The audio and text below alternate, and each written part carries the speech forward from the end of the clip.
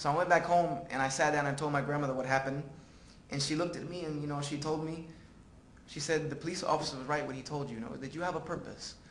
And she said, she told me that this is God's mercy to you. That He's sending these events in your life to make you realize that He loves you. He says, because if He didn't love you, He'll let you die.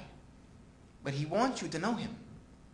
And He's allowing your life to be extended as a mercy till you know Him. So she said, go look for Him. So I went and renewed my search for God, needless to say. And I became an agnostic. Because I didn't believe formal religion, any formal religion had the truth. So I became an agnostic and decided I was going to worship God in His oneness. And I used to pray every day, many times a day, bowing and prostrating on the floor, because this is how the Bible taught. This is how the Bible taught the prophets prayed. Abraham fell on his face and prayed. David fell on his face and prayed. And, Jesus fell on his face and prayed. So I prayed this way. And then one day I was having a debate about religion with a friend of mine. And a mutual friend of ours, whom we knew through his business, happened to show up at that time and, told me that he was Muslim. At that point, he just decided to reveal that he was Muslim and asked me to come to Juma.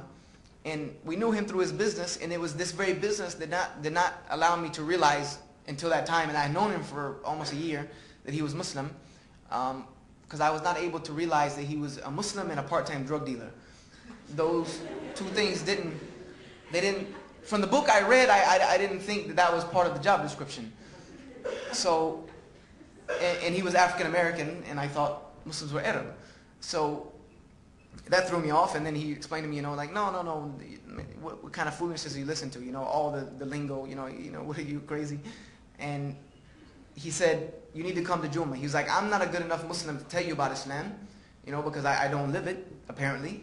And he said, but if you come to the mosque, there'll be people there who can help you. So I said, okay. I said, what is Juma? He said, it's Friday service, just like church on Sunday. There's just no chairs. I said, oh, okay. I said, I like church. No chairs, fine. No big problem with me. I've sat on the floor all the time. I was a Boy Scout. I said, no problem. So I hyped myself up to go to this Juma because all I knew about Muslims was this thing I read in the book. So number one, I was very scared to see that there were not many windows in the mosque. That was the first thing that scared me. The second thing that scared me was, and this might be shocking to you, that I lived across the street from this mosque all my life. When they told me where the mosque was, it was next door to the church that I used to go to learn how to become a missionary. And you could touch the two buildings like this. So I didn't know that. That was scary, to know that all these Muslims lived across the street from me all my life. So I went to Juma and sat down. And if I'm getting long-winded, somebody please stop me. I'm almost at the end, maybe 5-10 minutes. I sat down, and the person who gives the sermon got up. He's called a khatib in Arabic, which means, just a talker. And he started his sermon. His sermon was, Alhamdulillah, nahmaduhu wa nasta'inuhu. And I said, oh my God.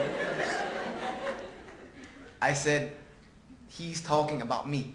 Because I was the only non-Muslim there. And I was the only person sitting away from everyone else. I said, he's talking about me. I'm in big trouble. I said, this guy, this drug dealer guy has set me up. Because I didn't see him.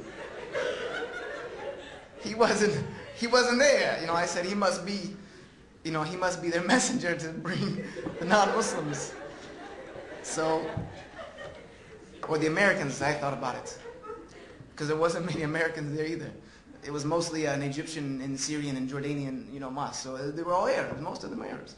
And the ones that weren't Arabs, they were fair skins. I didn't know the difference. So, I started shaking. I said, okay, you're a martial artist. You can take a couple of them. Take a couple of them, you find the exit. So that only lasted about 30 seconds. He made it to English, and then he started translating what he recited in Arabic. And the translation was, all praise belongs to God, alone. We praise Him, we worship Him, we seek His help, and we ask for His forgiveness. And that began to ease my heart a little bit. I said, okay, okay, calm down just a little bit. You're okay. And so I started to ease down in my seat a little bit, or my position on the floor.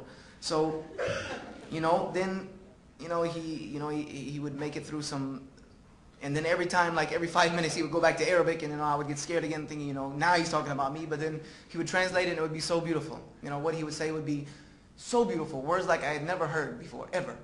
And I had understood from knowing a little bit of Hebrew, I understood a little bit of it, a little bit, because Hebrew and Arabic are not too far apart. Ancient Hebrew and in Arabic, even in what's called Fusha, in ancient Arabic are not very far apart. They're both ancient Semitic languages which have same roots. And I remember to this day what the sermon was about, because as an agnostic, and what I had believed through reading the Bible, that was salvation comes from God alone. This was my conclusion, that the Bible says this, Jesus says this, nature tells you this, reasoning tells you this, logic tells you this, that God created me, therefore he's the only one who can forgive me. And this is what I would say to those who I was debating with at the end of my stage of Christianity, was that God did not question Jesus when he created me. He did not ask his permission. He made me and put me in the womb of my mother.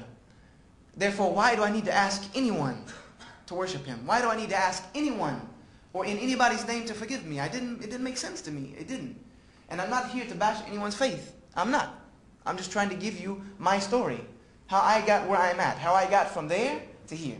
That's it. And I remember that he told me, the sermon was that the forgiveness, don't despair in the mercy of God. That the door of mercy is always open to anyone at any time. And he said, as long as you have not died and the day of judgment has not come, that you can always fall on your face in front of God and ask him for his forgiveness, and he can forgive you. And he's the only one who could grant you paradise. Him and him alone, no one else. And he even said that your good deeds, your actions alone cannot even get you there. If you do good all your life, he said, you cannot go to paradise just merited on that alone, because the price for paradise is too high. The exchange rate would be nil. All your deeds would just fall away as dust at the price of paradise. He said what will get you there is God's mercy, and that alone. And how do you obtain God's mercy? Obeying his commandments and asking for his forgiveness. That's it. He said that's the step manual. That's the process to get there. Deeds will not do it. So this to me was like, there's someone, like, you see, someone agrees with me. Somebody, I had to come to this mosque to find someone who agreed with me. These people who worship a moon god and bow to a box in the desert, at least they got this right. So after this, they make prayer on Fridays. And so the Muslims started lining up in lines just like you're seated. And this really scared me because it looks, almost kind of like military lines. And I said, now they're coming to get me. They've gotten their little thing out of the way. Now it's time to get the good deeds, go get the American guy. So, but the guy told me, he came to me, I guess he saw my apprehension. He came, he said, no, we're going to pray. We're facing this way because this is the facing towards Mecca. And he explained to me really quickly that the Kaaba is not what we're worshiping, but it's a symbol of our unity. It's a symbol of the unity of God. It was the first house of God built by Abraham. And it's what Muslims still bow to all over the world. And we're bowing to God. We're just facing that direction. I said, okay, that makes sense. Okay, I'll take that. And when they started to make prayer, number one, the recitation of the Quran was the most beautiful melodic tone I have ever heard in my life. And I was a lover of music. Number two is when they started bowing and prostrating on the floor. The verses of the Bible rang in my head that this was the way the prophets prayed. This is the way the people of God prayed. So I said to myself, and even Christians fought me against that, why I would prostrate on the floor and pray. I said to myself, you've wrote this off way too long. You've wrote this religion off way too easy. And I became upset with myself because I considered myself studious. I considered myself open-minded. I considered myself having an intellect. So I said, you wrote this off way too easy.